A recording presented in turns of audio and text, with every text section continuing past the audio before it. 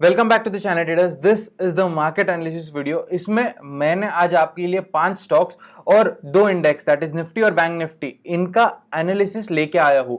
सो इस वीडियो को शुरू करने से पहले आप सबको चार्ट्स के ऊपर आना पड़ेगा या फिर आपको सारी लेवल्स नोट करनी पड़ेगी, या फिर अगर आप ये सब चीजें नहीं कर पा रहे हो तो आपको स्क्रीनशॉट निकालना पड़ेगा उस स्टॉक का, पर्टिकुलर उस स्टॉक का, कि इसमें मेरा व्यू क्या है और मेरी लेवल्स क्या है ये आपको पता रहना चाहिए। इसके लिए आपके लिए इंपॉर्टेंट क्या है, आपको स्क्रीनशॉट निकालना है, ठीक है। और मैंने आज आप सबके लिए 5 स्टॉक्स तो लाए ही है जो इस मार्केट एनालिसिस वीडियो में मिलेंगे, प्लस 3 से 5 स्टॉक्स ऐसे रहेंगे जो मेरे टेलीग्राम चैनल के ऊपर पोस्ट होंगे। हो सकता है वो ट्रेड्स भी बहुत अच्छा प्रॉफिट दे पाए। तो आप सबको उसके लिए क्या करना है, आपको जाना है मेरे टेलीग्राम चैनल के ऊपर और वहां पे जाके आपको ज्वाइन करना है। और मेरे जो और कुछ स्टॉक्स है, शायद हो सकता है मैं रेगुलर बेसिस पे कोई और नए स्टॉक्स प्लेस करूं, तो इन सब सारी चीजों से जानकार रहने के लिए आपको जाना है मेरे टेलीग्राम चैनल के ऊपर और टेलीग्राम चैनल के ऊपर ज्वाइन कर लो, ठीक है। लिंक डिस्क्रिप्शन में आपको मिल जाएगा। So without any further delay इस वीडियो को डायरेक्टली स्टार्ट करेंगे और सबसे पहले हम पूरा सेक्टोरियल एनालिसिस भी देखेंगे और पिछली वीक में हमारा एनालिसिस किस तरीके से चला है, इस वीक में हमारा एनालिसिस क्या है, ये सारी चीजें हम देख लेंगे, ठीक है। सो सबसे इंपॉर्टेंट, इस वीक में हमारा सबसे बेस्ट स्टॉक कौन सा रहा होगा, मतलब जो पिछला वीक गया है, दैट इज थेमिस मेडिकेयर। इसके अंदर क्या हुआ है, 2 दिन कंसेक्यूटिव हमको 10% की अपर सर्किट मिली है। अब मैं स्टिल इस ट्रेड को कुछ क्वांटिटीज में होल्ड कर रहा हूं, कुछ क्वांटिटीज मैंने बुक कर ली है। अब मेरा पर्सनल स्टॉप लॉस रहेगा 1115। ये मेरा पर्सनल स्टॉप लॉस रहेगा। इसके नीचे की सारी लेवल्स मेरे लिए अब इंपॉर्टेंट नहीं है। अब मेरे लिए इंपॉर्टेंट नहीं, अब ये नीचे आएगा तो ठीक है, नीचे कहीं भी आ जाए कोई टेंशन नहीं है। नीचे आएगा 1115 पे मेरा स्टॉप लॉस हिट हो जाएगा। यहां से ऊपर जाता है तो आप 1200 एक लॉन्ग टर्म टारगेट रख सकते हो और दूसरा टारगेट रख सकते हो 1400। ये 2 टारगेट्स के साथ आप चल सकते हो। अगर ये भी अचीव हो जाएंगे तो किसी पोस्ट मार्केट एनालिसिस वीडियो में मैं इसके भी टारगेट्स आपको अगले टारगेट्स दे दूंगा। इसी के साथ में हमारे सारे स्टॉक्स और सारे लेवल्स हमारे अच्छे से चले हैं। जैसे हमने अगर निफ्टी के लेवल्स देखे, जो हमने लेवल्स बनाई थी निफ्टी की, वो भी परफेक्टली काम करिए। मैंने बोला था 16400 से ऊपर जाएगा, 16480 आ जाएगा। 16480 पे आपको दिखेगा ब्रेकआउट दिया, फिर से रिटेस्ट किया 16480 को, और फिर बाद में 16550 के आसपास वो गया है। बैंक निफ्टी में भी अगर हम देखेंगे तो हमारी जो लेवल्स थी, जिस लेवल से ऊपर हमको बाय करना था, मार्केट उसी के ऊपर क्लोजिंग दिया है। तो इस वीक में देखेंगे हमारा क्या व्यू है।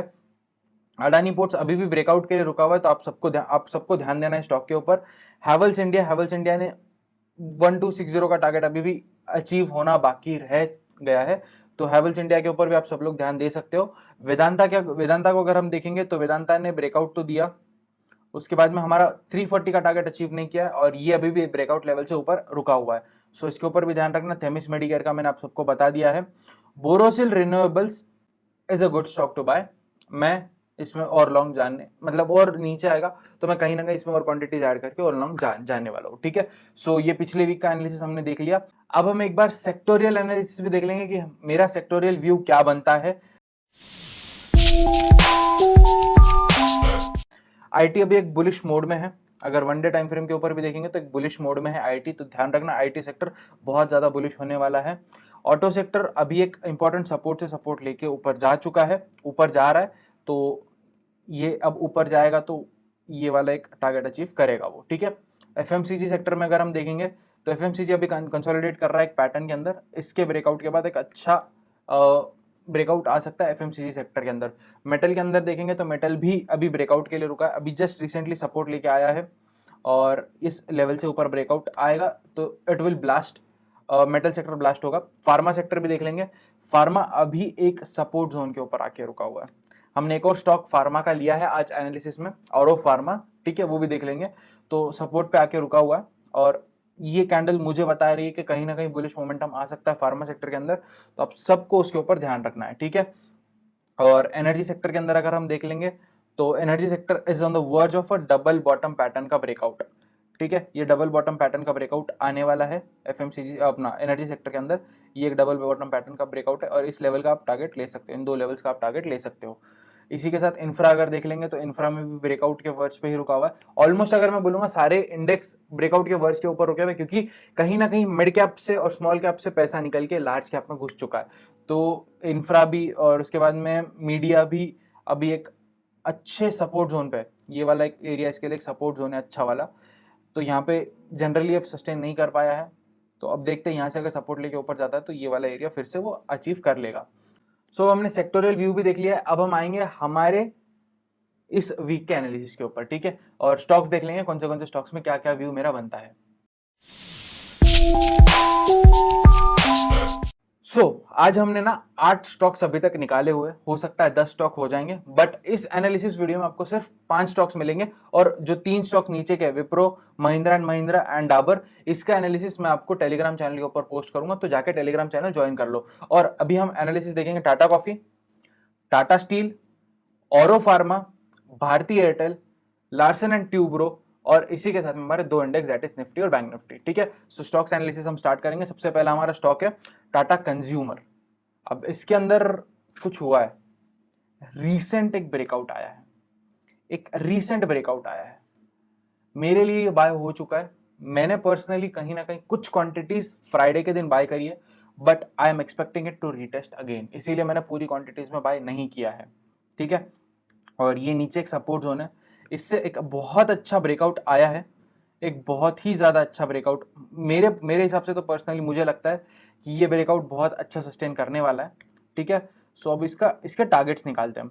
वापस आ सकता है 786 के लेवल पे रिटेस्ट करने के लिए। अभी इसकी क्लोजिंग है 807 के आसपास, तो 840 एक स्विंग टारगेट रहेगा, 880 एक दूसरा स्विंग टारगेट रहेगा। ये 2 टारगेट्स ऊपर की तरफ, नीचे आएगा रिट्रेस करेगा, ऊपर चला जाएगा। नीचे के कोई टारगेट्स नहीं है, नीचे आएगा तो 751 फिर से वो अचीव करेगा, तो इससे ज़्यादा मैं नीचे का बैरिश मोमेंटम एक्सपेक्ट नहीं करता हूँ टाटा कंज्यूमर के अंदर।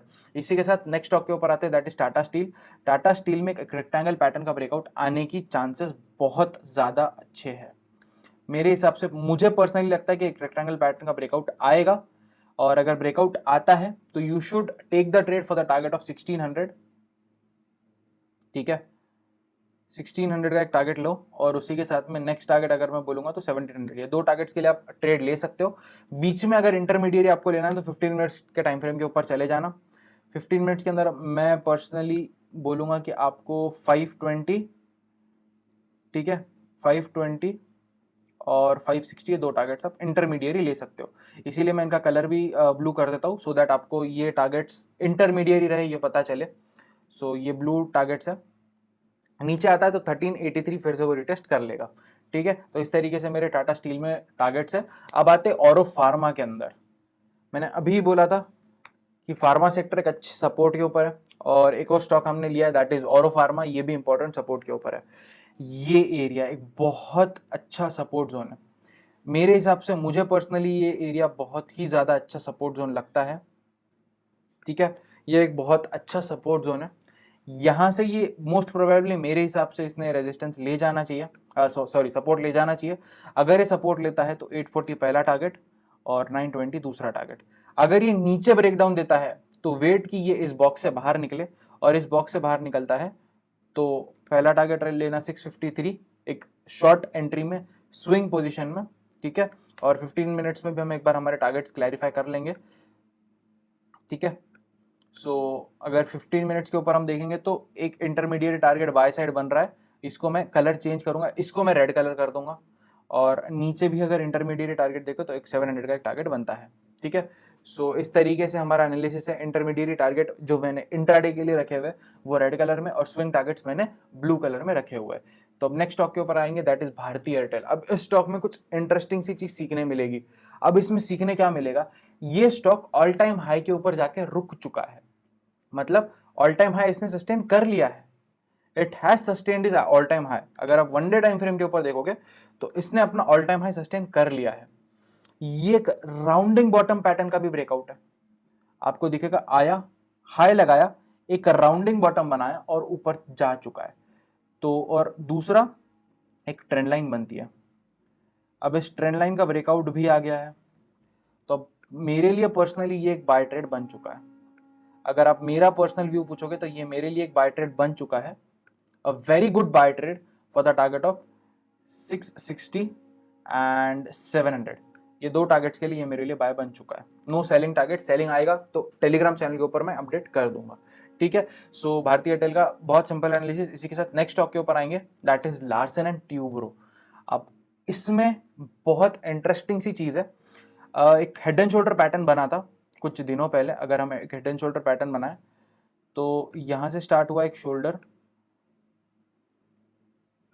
ठीक है, फिर ये बना एक हेड, फिर ये एक बना शोल्डर, इसका ब्रेकआउट आया, ये लेवल से इसका ब्रेकआउट आया, यहां पे वो काफी दिनों तक कंसोलिडेट हुआ, यहां पे एक ऊपर एक और रेजिस्टेंस जोन बनाया, एक और रेजिस्टेंस जोन दिखेगा आपको, यहाँ पे ऊपर एक रेजिस्टेंस जोन बनाया, अब उससे भी ब्रेकआउट आ चुका है, ठीक है। सो अगर ये ब्रेकआउट सस्टेन करेगा तो 1700, 1755 और 1800, ये दो टारगेट्स आपके इजीली अचीव होने वाले हैं, ठीक है। सो तीन ऊपर के टारगेट्स रहेंगे, नीचे आएगा तो 1600 के लेवल फिर से रिटेस्ट कर सकता है। मेरे हिसाब से ये अब ऊपर की तरफ ही जाने वाला है। So very good stock to trade, आपको इसमें ट्रेड लेना चाहिए मेरे पर्सनल व्यू के हिसाब से, क्योंकि पहला ब्रेकआउट आया किसका, एक inverted head and shoulder pattern का, फिर रिटेस्ट हुआ, फिर से एक रेजिस्टेंस लिया, फिर रिटेस्ट किया, और अब इस रेजिस्टेंस का भी ब्रेकआउट आया है, ठीक है। सो डुअल रेजिस्टेंस ब्रेकआउट, एक inverted head and shoulder pattern का ब्रेकआउट है। सो मेरे हिसाब से ये बहुत अच्छा एक स्विंग ट्रेड बन सकता है, ठीक है। सो अब हमारा स्टॉक्स का एनालिसिस कंप्लीट होता है। अब हम डायरेक्टली निफ्टी और बैंक निफ्टी के एनालिसिस के ऊपर आएंगे और देखेंगे निफ्टी बैंक निफ्टी मेरे हिसाब से नेक्स्ट पूरा वीक किस तरीके से चलेगा, ठीक है। सो अब हम निफ्टी को देखेंगे। निफ्टी के अंदर आपको दिखेगा कि एक ब्रेकआउट आया, इस लेवल से एक ब्रेकआउट आया, ठीक है। ये एक अच्छी ट्रेंड लाइन फॉर्म हो रही थी, एक ट्रेंड में था मार्केट, इसका ब्रेकआउट आया, मार्केट वहां पे सस्टेन कर गया, रिटेस्ट करने फिर से नीचे आने की कोशिश किया, बट यहाँ पे रिटेस्ट नहीं लिया और फिर से ऊपर चला गया है। और अगर हम 15 मिनट के ऊपर देखेंगे, क्योंकि हमने बड़े टाइम फ्रेम के ऊपर देख लिया, एक बार इंटरमीडिएट मतलब बीच वाले टाइम फ्रेम के ऊपर भी देख लेंगे, that is 1 hour time frame के ऊपर। 1 आवर टाइम फ्रेम के ऊपर भी आपको दिखेगा कि यहाँ पे भी एक ट्रेंड लाइन बन रही थी, इसका भी ब्रेकआउट आ चुका है, ठीक है। यहाँ पे भी एक ट्रेंड लाइन बन रही थी, इसका भी ब्रेकआउट आया है और अच्छा ब्रेकआउट आया है।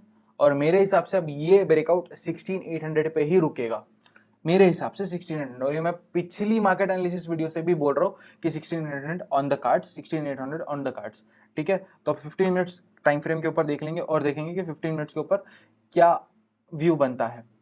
सो अगर मार्केट 16475 को ब्रेक करेगा नीचे की तरफ, तो आपको नीचे टारगेट मिलेंगे 425, पहला टारगेट मिलेगा, और ये ट्रेंड लाइन एक और दूसरा टारगेट मिलेगा, दैट इज 375। ये दो टारगेट्स आपको मिलेंगे। अगर मार्केट ऊपर जाएगा तो in any condition if it is sustaining above 16550, then 800 is on the cards, 110% 800 is on the cards। मतलब ये फाइनल टारगेट तो हमको मिलेगा ही, बट इसके बीच में हमको टारगेट मिलेगा 640 और 720, ये तीन टारगेट्स ऊपर की तरफ आफ्टर द ब्रेकआउट ऑफ 16560, ठीक है। सो इस तरीके से निफ्टी का एनालिसिस है, बहुत सिंपल एनालिसिस है। अब आते हैं बैंक निफ्टी के ऊपर, और बैंक निफ्टी में देखेंगे कि क्या हुआ है एग्जैक्टली। अगर बैंक निफ्टी को देखोगे आप सब लोग, तो बैंक निफ्टी एक एरिया में कंसोलिडेट कर रहा है और बार बार एक ही एरिया से रेजिस्टेंस ले रहा है। अब मुझे पर्सनली लगता है कि 16200 अब ये ब्रेक करेगा। So for a safer side अगर हम 1 डे टाइम फ्रेम के ऊपर देखें तो यहाँ पे एक काफी ज्यादा रेजिस्टेंस जोन है। 1 आवर टाइम फ्रेम के ऊपर अगर हम देखेंगे तो यहाँ पे हाँ रेजिस्टेंस दिख रहा है, इन एनी सिनेरियो यहाँ पे एक रेजिस्टेंस दिख रहा है, ठीक है। सो 36,000 एक इंपॉर्टेंट सपोर्ट जोन बनने वाला है, 36,000 एक इंपॉर्टेंट सपोर्ट जोन है हमारे लिए, और 36,200 एक इंपॉर्टेंट रेजिस्टेंस है। अब 15 मिनट्स के ऊपर देखेंगे और हमारा कल के लिए पूरे लेवल्स निकाल लेंगे। थोड़ा सा सेफ रहने के लिए मैं इस लेवल को करूंगा 36,250, ठीक है। इसको हम करेंगे 36,250, थोड़ा सा और ऊपर, मतलब सो दैट आप फंसो ना स्टॉक, मतलब अगर आप ट्रेड ले रहे हो तो फंसो ना। 36,250 से ऊपर आपको बाय एंट्री बनानी है।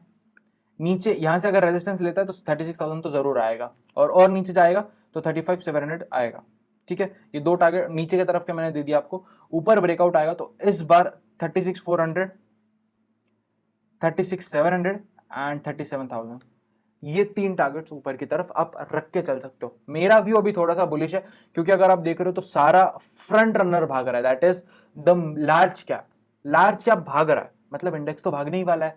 अब कहीं ना कहीं मिड कैप्स का टाइम है, फिर स्मॉल कैप्स आएंगे, फिर पेनी स्टॉक्स आएंगे, मतलब this is the start of a new rally.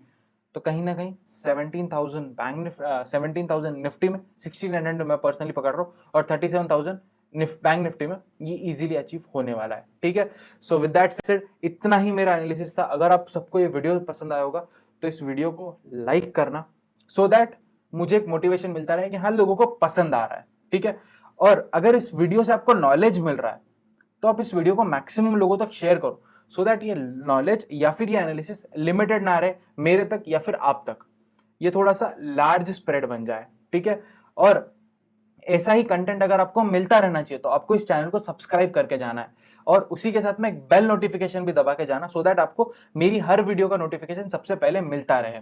और अगर आप लोग ये एनालिसिस यूज कर रहे हो डेली लाइफ में और आपको प्रॉफिट हो रहा है तो प्लीज कमेंट करके जाना और बताना क्या आपको ये एनालिसिस काम आ रहा है और क्या आप इस एनालिसिस से पैसा कमा पा रहे हो। ठीक है, so with that said happy trading to all guys, bye and thank you for watching this vlog.